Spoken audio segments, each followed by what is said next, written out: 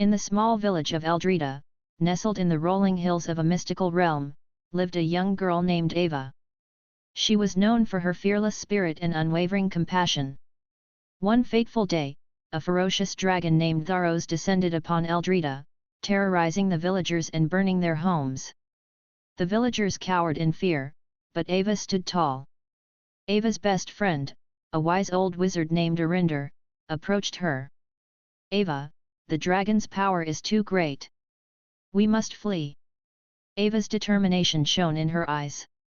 "I won't leave my home, Eryndor. I'll confront Tharros."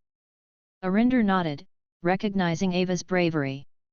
"Then take this." He handed her a small crystal. "It will protect you from Tharos's flames." Ava marched toward the dragon, her heart pounding. Tharros roared, breathing fire that engulfed the surrounding landscape.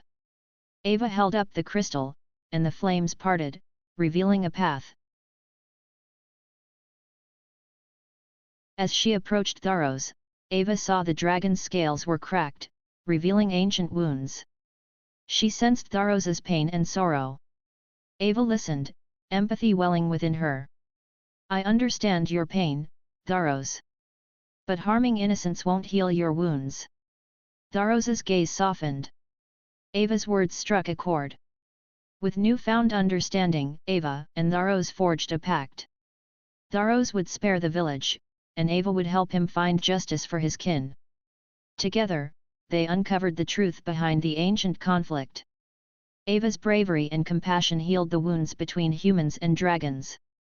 Eldrida flourished once more, and Ava became known as the Lionhearted girl, her name etched in the annals of history.